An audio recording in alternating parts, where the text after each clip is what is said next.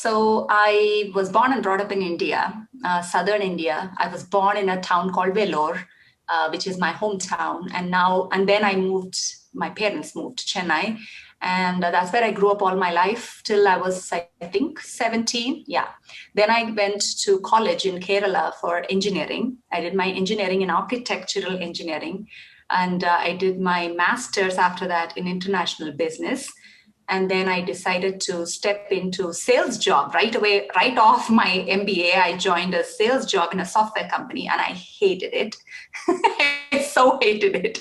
Every single day I used to be like, oh, why am I going to work? So I finally then figured what I loved, which was project management. And then I went on a path of project management for over, I don't know, like pretty much all my career, I was in project management and technology, banking technology, very specific niche of banking and technology. And then, of course, the agile journey started, and I was very resistant to that because the traditional project manager in me wanted to control everything, wanted to figure out that I could make this happen. And then when they said, oh, you got to let go of control, you got Scrum Masters doing their thing, you got to let things all just, you just be that servant leader. And I was like, what the heck is that?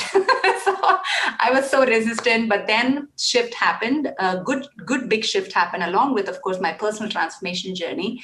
Long story short, right now I'm an agile coach for a global organization as a consultant. And I also teach the agile project management leadership subjects. So that's the career track of my quick intro into the career track. So over 20 years of corporate career experience, delivering some major global projects and programs for a bank, and then stepped out and started off doing this teaching, instructing, and coaching on the career side. And then I also, as I was going through my personal transformation journey, I started getting exposed into spiritual teachings and found my match with Theta Healing. Before Theta Healing, I learned Reiki. I was going through a lot of healing, testing most of the healing techniques with other practitioners. But what really resonated for me was Theta Healing. And I said, hey, this is hugely impactful for me. So why not just learn it and practice it? And then why not just teach it? So that kind of put me on a trajectory of being a practitioner and instructor for Theta Healing, which made me start my own business in 2018. While I was still in my full-time job, I started that business. And that's part of the work that I do. Besides being a full-time agile coach consulting, I also help women in their personal transformation journey because that's who I am. I know what I had to go through to transform my own perspective, take power in my hand, to understand that I co-create my reality and just teach that and really help the women on that journey. So that's what I do. That's part two of what I do. Part one is the agile coach. Part two is the business owner, entrepreneur, really coaching and healing on the with the women as the focal client space. Those are the two main professional aspects, if you may call so. And besides that, my childhood passion has always been in singing. And I came from a musical family, but I never was interested in learning classical music. Anyone who's born in South India, if you don't learn Carnatic music and Bharatnatyam, you kind of odd man out. I was sent to both, and I was like, this is not for me. So I was really resistant to both. I went to both the classes, and I was very resistant to both.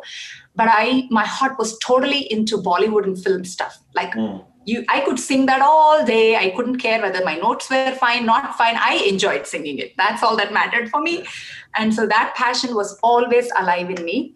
And to the point where now, after all these years, after trials with different teachers, different instruments, I tried to learn guitar twice, I tried to learn piano thrice. And finally, last year, I found a teacher that I connected with. Maybe I was ready. That was pretty much it. And then I started learning piano.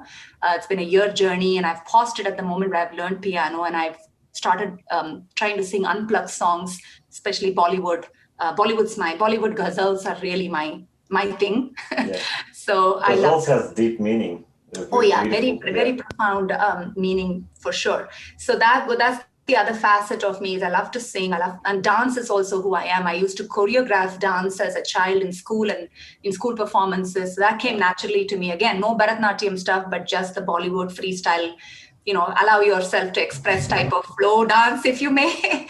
So that's that. And I used to win best acting award for dramatics in my school. Oh, wow. So acting was also very natural to me. I could just play the character. So was it those Bhagwan Kaliya? No, actually, this is very, very South Indian style drama where I was being like the South Indian traditional mom, the 9 yards that the women wear. And I was like playing a really senior mom type role in that type of characters. And I nailed it. I knew I nailed it because people were just, audience response to you. So you kind of know that. So that's also something I love to do, which is just acting, just show up with the character and play it and allow channeling that character and just being that. So acting is the other aspect. So if you think about music, singing, dance, and acting, it's really performing arts. So I really love that combo. And the other part of me is I love to create stuff. So our visual arts is the other element of who I am. I love to make jewelry. Suddenly I got into making beaded jewelry and the intricacy with which you make them, drawings, painting, sculpting. So it just inspired, and then you go like create it. So if you see the paintings right behind me, all of those are drawn by me. They're the spiritual chakra. All the mandalas. chakras. Oh, beautiful. Yeah. So all the 7 chakras plus the Earth star is right below there at the bottom. I'm right now channeling Sun Star chakra, which is the one above. Sure. It's not yet manifested in the physical form, but that's something I'm tuning into as well. So so visual and performing arts. So visual arts, performing arts, and as part of performing arts, I love to model. So I just, for the whim of it, participated in 2 beauty pageants last year and happened to get the crown for both. And that made me kind of expose myself a little bit into modeling and testing how that makes me feel. Yeah. How do I enjoy it and so on. So that, I think, is pretty much the different aspects of me. Your original background of IT work, right?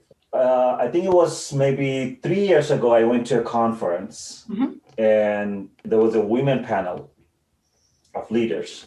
And there was this girl, I think she's a partner at this company. And she's blonde, young, blonde, and she was very attractive. And she had a point. She was saying that because I look like this, like she went to this client and client came in and asked her for coffee or something. And she's a partner at the firm. And she was saying that because I look certain way, people are thinking of me in a certain way. And then she was saying, look around this room. And that was the first time I had this wake-up call about this process. She was like, look around the room, how many girls, this was a technical conference, and how many girls do you see? And I've never paid attention to that before because that's how you're sort of programmed. And I never realized how male-dominated. I've seen it, there's not too many girls, but I've never realized that was an issue until this, recent generation where things started to change and shift. And it made me also think about like my process of working in the IT field and sort of thought back and saw that there was not a lot of IT leaders who are in the 80s and 90s or in 2000 era. There was not a lot of women leaders, especially in IT industry. And even if you think about right now, you see Satya or the Google CEO and some of the other leaders who are non-white male, right? That trend has started recently.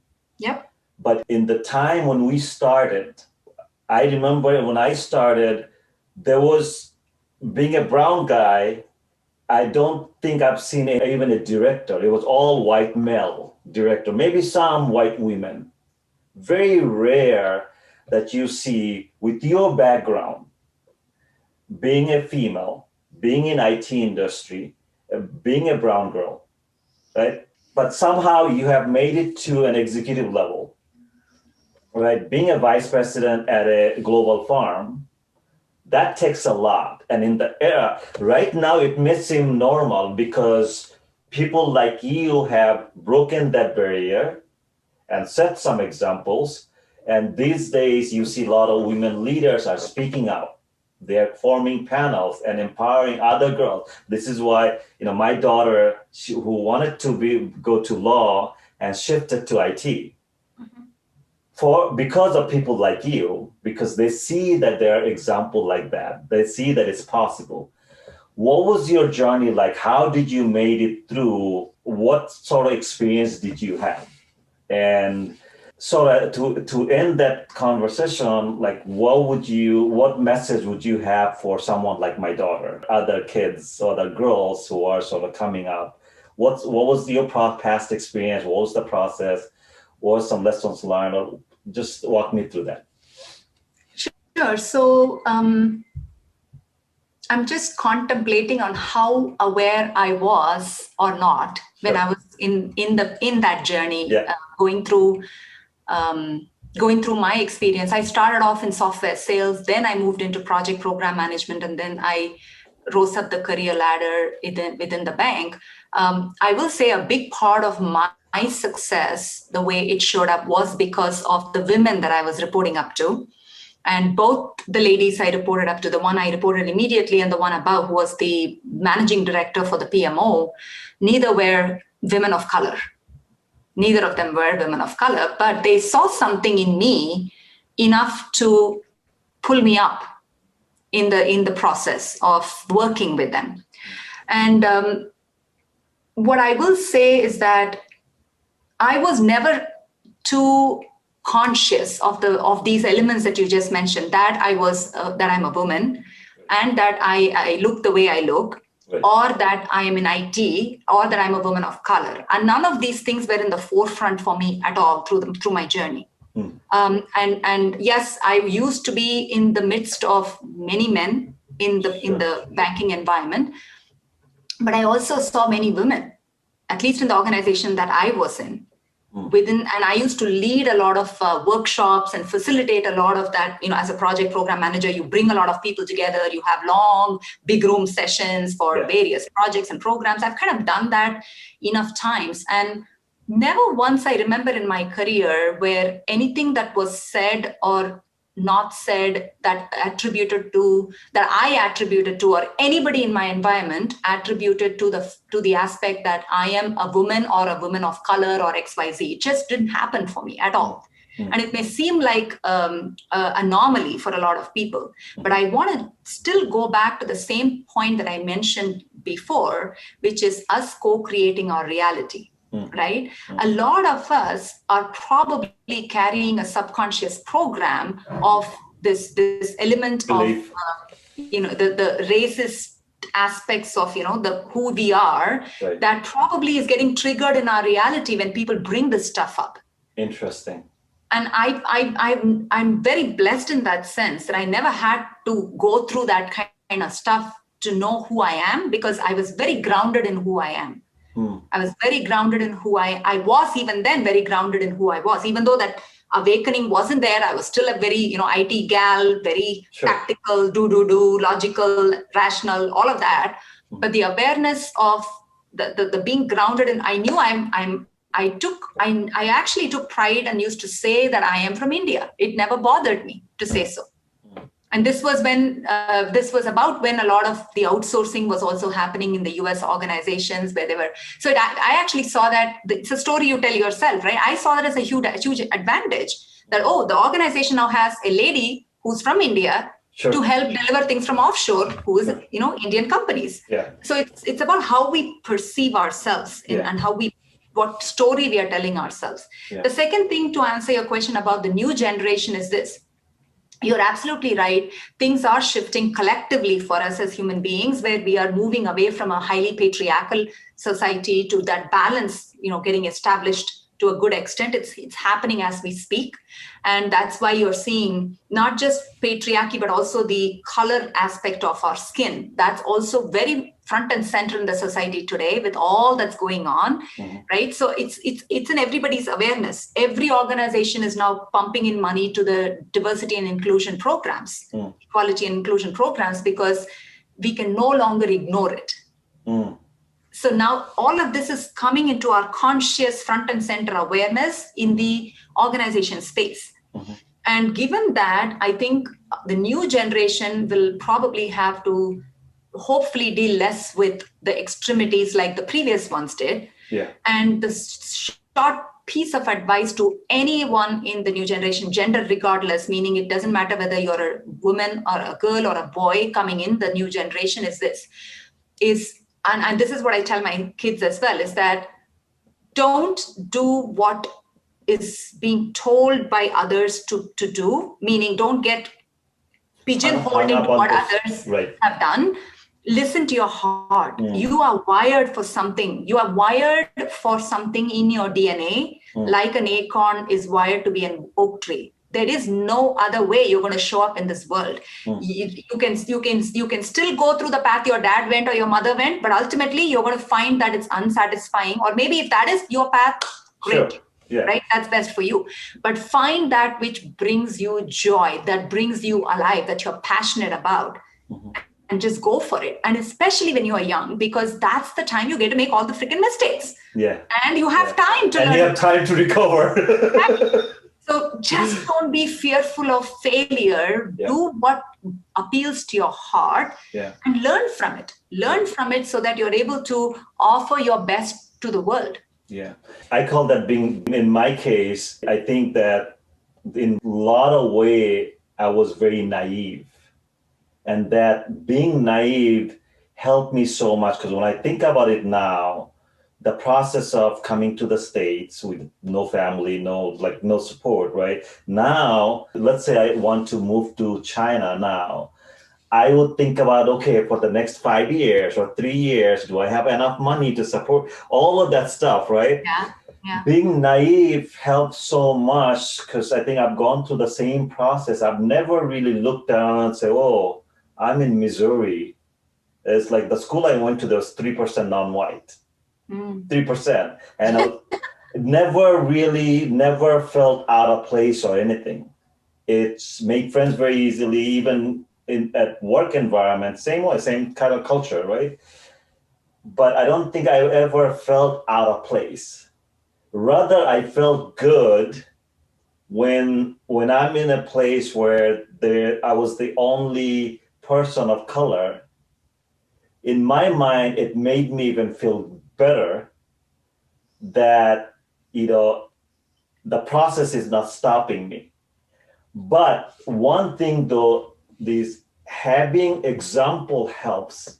If you look at the process, until Obama became the president of the United States, none of us could think of a political career. There were very few political, if you look at the congressmen and senators, all of those were basically male-dominated, white male-dominated. Look at the spectrum now in the last 8 years has changed significantly, right? So I think that having people like you who has gone through that, especially you, I think you were a very unique example, because you have not just focused on career and got into the point and kept going, you're also very self-aware. That makes a big difference, right? Being able to go through the process of loving yourself and actually owning up to the fact that you're still learning. Totally. You're not going by ego. You could be like, look, I want, DC, Miss India and Miss this and all that, right? You have had a great career. Your kids are obviously doing great. There's a lot of ego could play here, but you're not letting it. You are thinking of a very humbling, grounded way. And you're still going through the process and learning. And I think that's probably the, I won't say goal, but I think that's a very nice way of living. That's a very satisfying way of living, I would say. And I think each person has to define that for themselves. What looks and sounds great from my life perspective for somebody to hear, it may be fine for me, how I see it and how I live it. It may be very different for somebody else. And I think big part of the journey of loving yourself, trusting, having patience, and learning to let go is first finding your truth. Because you can't take somebody else's life and want to mirror that or make that yours, or being inspired is great, but what does that inspiration mean to you in your own unique journey that you're on is true for each person very differently. With your corporate career and you're working more independently, so it's your own business, you have on the side, you are starting the process of modeling. You have your creative side. I've listened to some of your songs, beautiful voice, by the way. Thank you. So you have that. And then obviously you have your business that allows you to express your other artistic sides too. And then you have 2 kids, right? So for a person, how did you come about being able to manage all this? Well, the short answer to this, and I actually had to do a video on this in my YouTube channel for that very reason, is because I get this is probably the most asked question for me from anybody that knows me. And so the short answer really is once you have learned to stop trying to control everything, including your agenda, you trust in the flow of things. So I don't do anything unless I'm inspired to do it, period. Wow. Which means that call has to come from within for me to pick something up. I have not recorded a proper song in probably 3 months now because I am just not feeling it. I have not created a painting or a work of this, I did a some painting, watercolor painting. I tested waters on the watercolor painting last couple of weeks ago, but big ticket, have done projects all the time in my place. Because once I kind of lose the flow for it, I step away. I don't force anything. Wow. I just don't force anything. Now, people ask me that sounds great for, art projects and music, but how do you do this in the profession that you're in, right? Even there, like this, I'm going to show you. This is my to-do list for my personal, business, and work, all of it, right? A mega list. Our rational, logical mind needs to see so that we're not missing anything in the things to do, right? It's great to have a list, but the way I approach that list is that I obviously know which ones have a time constraint that I have to hit. Let's say I'm going to teach a product owner training coming up in my consulting gig, and it has a deadline. I know I have to create it before that deadline. So the awareness is there, but I'm going to allow myself to pick the time when I feel ready for it, aligned for it. I have a lot of time. I may have 2 weeks before, 2-3 weeks before I know that's coming up. So I allow myself the inspirational time to really be the time when I sit and start doing. So what I'm trying to communicate as a message with this is that it's, yes, you do need to have your left brain approach of to-do list. And you also can tap into your right brain creative inspiration to really align the two so that because it flows easily. Otherwise, you're forcing yourself every single day. You're barely making progress. It frustrates you. And you really want to just end up giving up on it in the end. So the shortest answer is that I do little bit based on inspiration in all of these areas at the same time. Right. So it looks like I'm doing a lot when in reality, I'm just doing what I'm inspired to do in bits and pieces. But when you look back over 10 years, that's a lot of stuff you've done. That becomes a lot, right? That's true. That's true. So basically, you do structured things, you do things in a structured way, but at the same time, you also believe in basically the creator, God, whatever you call it. The force. And the force. Right. At the end of the day, you have strong faith. You're not worried about the outcome. You are going through the process, but you are not letting outcome define you. You are doing what you feel, but by also being able to let go of it, you are not letting the outcome impact you as much. Yes, only because when you are in the flow, you're taking inspired action. Yeah. The You're enjoying the process. output, yeah, the outcome of the output is bound to be beautiful because you're literally allowing the force to move you, and you're not forcing to move yourself. Yeah. I quit my full-time job for that very reason, because I felt like I just wanted freedom to be doing with whatever I wanted with my time. So the aspect of, when I hit this revenue milestone or this savings in the bank, I will do XYZ. Yeah. I always used to feel this when I used to be part of a network marketing program, 3-4 years ago. This leaders on the stage used to, glorify delayed gratification. I feel like delayed gratification is overrated, in all honesty, unless you are here to really master the resistance to temptations and really learn to be putting your needs later and learning to develop the virtue of delayed gratification. To me, heck no, I'm not here for pushing things out for another nice fine day where I'll see that rainbow. Until then I'll suffer through this. That's not my idea of life. And so unless that idea resonates for you, fine, it's great. It's for you, not for me, right? That's where I talked about finding your truth. For me, if I'm here in this life, there's a reason why I've taken this avatar and showed up with the passion, with the talent, with the gifts and interests that I have. It's because I'm meant to be sharing it. I'm meant to be shining that light. Why wait until I have $1 million or 2 or 3 in my bank account before I do so? If anything, living my fullest now should be an incredibly attractive magnet for me to attract everything that I desire in my life. Makes sense. Yeah. Makes sense. So that's my philosophy. That's just it. No more doing things that don't feed your soul. What's your healing process? My process of healing I don't believe is any different from anybody's process of healing. Healing to me really is what you told about addressing what bothers you, whether we call it pain, suffering, drama, whatever that it is, however you classify it.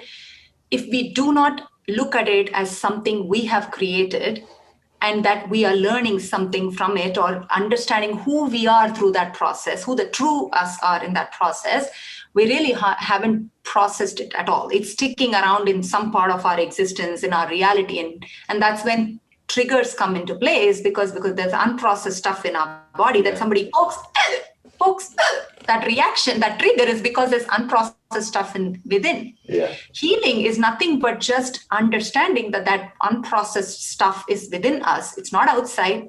It's not somebody's fault. It's not somebody doing this to you, but it's stuff that we have taken on for ourselves. Yeah. You're letting it happen.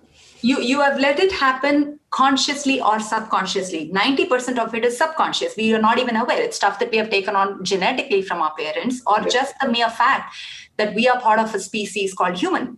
Yeah. And that in itself is enough pain body inherited into us. And that I think Eckhart Tolle talks about pain body quite a bit on the New Earth book as well. Right. So it's not that Ajitha decided to show up here and started building her pain body to a point where she couldn't handle it, etc. That may be part of the story, but the bigger part of the story is we are dealing with collective pain as well in our existence, because we are part of human species. And to me, healing really is going to that depth, really, of finding out what happened, when it happened, why it happened, and what is it that it is teaching me or showing me about myself, so that I can close the pattern. Now I can tie it up to Theta Healing. The reason Theta Healing, by the way, Theta Healing, as my teacher beautifully explains, Victoria Rader, she has been my Theta Healing teacher for about 4 years now. She's amazing. And her simplest way she explains Theta Healing is a cross between spirituality and quantum physics,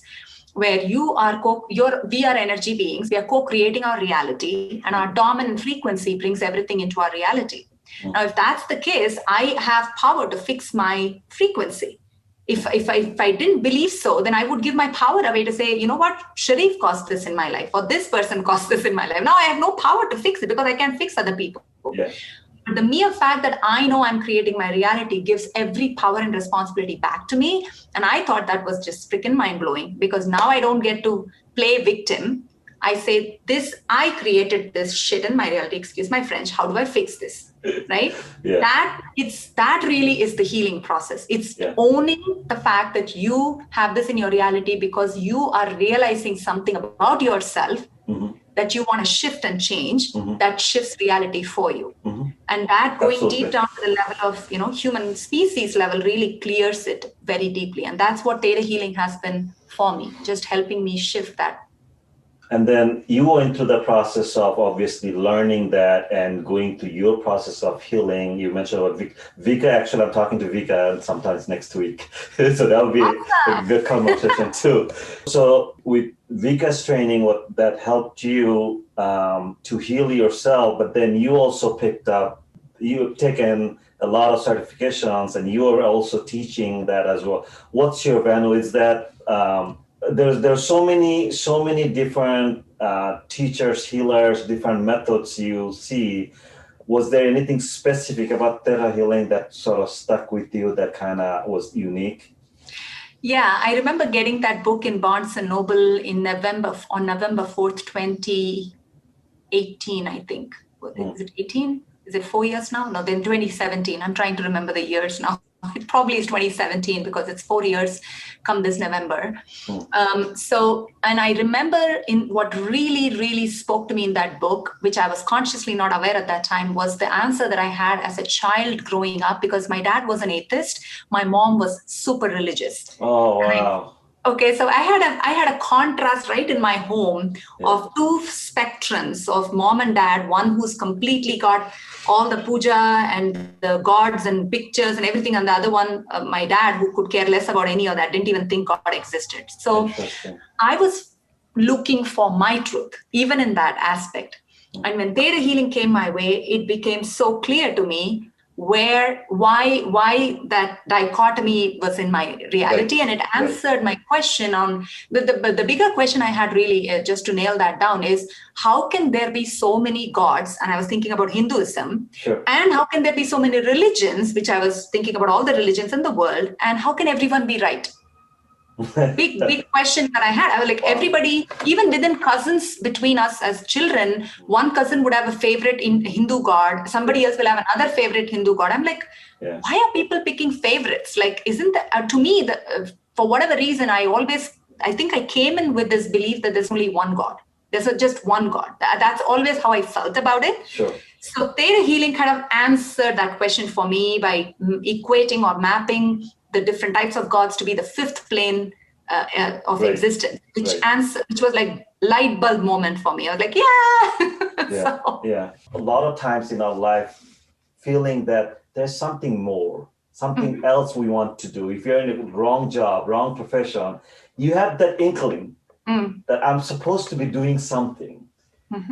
Is that also the process, like looking for love and partner, all that stuff? Is it something that's meant to be, or is it something we actually, society created this void with all the movies and songs and all that stuff? What's your take on it?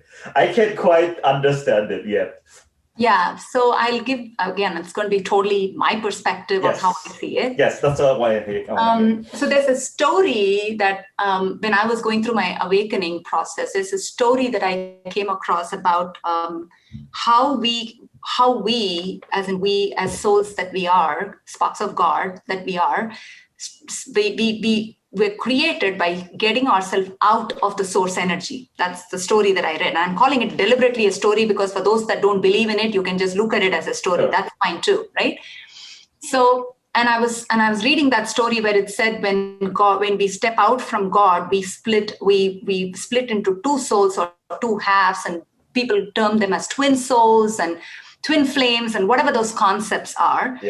And then thereafter, there are all these splits and divisions, and all of us ended up manifesting the way we are. I mean, this is a nice story, at least hopefully that gives some sanity as to why things are the way they are. Is I think ultimately our desire is to feel and be one with that unconditional love. That's like the deepest desire that really brings us, that's very part of who we are, knowing that we are that spark of that energy that we came from the source. And that love that we are looking to experience unconditionally when we are one with the source has many facets to it. Okay. Like when I create art, I feel like I am like God. Very carefully, I'm using that word. I'm like God because I'm creating something. Yeah. Because that's the creator in me getting channeled, right? When I sing a song, I feel like I'm connecting to the creator and feeling that, that you're letting it flow. Flow, right? Yeah, flow So through you. everything as I see in creation is an expression of that energy of all that is. Sure. And one form of expression is the romantic relationship. That's definitely one big facet of expression, because all the more why it's so pronounced for us is because that's also the way we create new life, right? So there's a deeper part of us that is so wired to experience that union because it is our way of manifesting new life into existence. Or that's another form of creating. No one has explained this to me better than what you are. It makes sense to me now. Thank you. I will stop thinking about that now. Because I was going into that route of thinking, I was like, well, are we that shallow? Are we really doing this because of the physical perspective of it? Are we confusing love with lust? That's kind of the route I was going into. That makes sense to me. Love and lust are different only because one is very driven by the physical body in the here and now, which is it is what it is. There's no shame or any energy of anything attached to it. Love, on the other hand, allows for you as two sacred beings of the divine coming together to express that aspect, right? And I was reading this book called Conversations with God recently, and boy, that book beautifully explains how much humanity has shamed sexuality, unfortunately. Unfortunately, yeah. Right? It's the way we have made it to be so that makes us question our own desire. Yeah. The desire to have a romantic partnership in life. Hey, think about it, right? We took on a physical form so that we can experience a human experience. Yeah. And to shame ourselves from experiencing a big part of our existence, which is creating a new life, and shaming it down and making it something that is to be shoved into a closet is not going to make anyone feel great. And that to me is where the shift has to happen, is to really understand that everything we experience and desire is a divine form of expression, and allowing for it to unfold in our reality at a pace that is ready for us, good for us, etc., without forcing it, without pushing it away. Either way, right? Two extremes. That's beautiful. That is beautiful. And I think religion has a lot to do with that, right? Don't get me started. Religion. That's why I'm like, okay, do I want to go into that? Because if you think about it, guilt and shame is the lowest form of frequency, right? Vibration. So if you are staying in guilt and shame, I think as a society, that's probably the biggest thing that needs to be broken. And it starts with us. It starts with us, right? We start to tell our kids that don't do this, don't do that. I don't associate myself with any religion at this point. There was somebody who was talking to me, I forget who I was talking to, about if I would ever convert to Hinduism or Buddhism, because that's what I think I associate more to, because I believe in multiple lives, right? The journey. And in Muslim religion, it's one life, right? Mm-hmm. So, I remember I was talking to somebody, and she's more in the Islamic background. So conversation, she kept trying to say, well, if you are doing this charity and this and that, isn't that what Islam teaches too? I was like, that's my point. You don't have to be religious to be a good person. Yeah. It's like when you are biking, when you're learning to bike, you follow every procedure. You are, paddling, you're holding two hands. But then when you actually understand it, you can bike. Sometimes you can let go of your hand and you're still fine. So to me, religion is a vehicle that gives you an understanding of the structure of learning about God and all of that. A process. It's like constitution, right? So it's some steps and rules. But once you understand the bigger picture, I don't think you really have to be praying a certain way. I can sit here, close my eyes, and connect with God. Over the years, I feel strongly that I built that connection with God. I don't need a media. I don't need an imam. I don't need a priest. I don't need I don't need to go to a mosque or a mandir. I think I can sit wherever the hell I want and connect to God my own way and talk to God my own way. And God is nothing but energy, right? It's really you yourself, right? If you really think about it, you are explaining how we are part of the energy. Mm-hmm. When we're born, you're kind of splitting out of the energy, but you are collectively, we all together is one, right? So I don't think I need to connect to that, to the motherboard. I don't think I need all of this vehicle, but people have taken this good concept. I think all the religious leaders, all the prophets, or everybody that came to they came with a good message. And we as human don't understand the big part of it. And we take this and make it in a human way and use it to control people. People, people make money off of it, right? People can control you. People, all the caste system and all of that stuff, right? It's all about control. And as long as they can keep you in shame and guilt and keep you in the vibration, you are not going to be able to be fully yourself, and you won't question those other people either, right? That's kind of how I feel. Yeah. And that pretty much sums up how I have always viewed the difference between God fearing versus God loving. Yeah. Yeah. I want to end with a random question. Okay. When you pass away, at the end of your day, when your time ends, what would mean the most to you? When you look back in your life or on your death, what do you call it? Death stone? What do you want people to remember you for? Basically, yeah. Remember you for, remember you by. You may not care about that, but when you sum up, when you look back in your life, we all look back, we're like, that was good. I see my journey with my daughter. And obviously it's a journey, right? And now that she's grown up, I'm starting to see the love back from her, right? Mm-hmm. And very subtle way, little things. The other day she made lunch for her and her boyfriend because they're both, starting internship. And she put a little box of lunch for me and put a note saying for dad. I was like, oh, done. So my relationship with my daughter, that's a very fulfilling relationship. If I lose everything and just have that, I'm totally okay with it. For you, like, what is that thing or things that you think that you would feel very, I won't say proud of, but very like satisfied that, okay, I think that was my journey and I did it. Yeah, I think for me, just touching as many hearts as I can while I'm here with the various forms of expression that I bring to bear.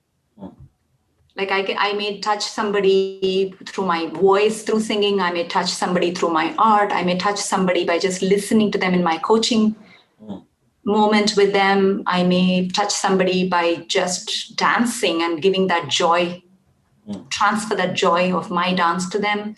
So however I choose to express myself and my joy and the love that I have for life, as long as that touches as many people in whichever way they are ready to receive, I think my purpose here is solved. Spoken like a true giver.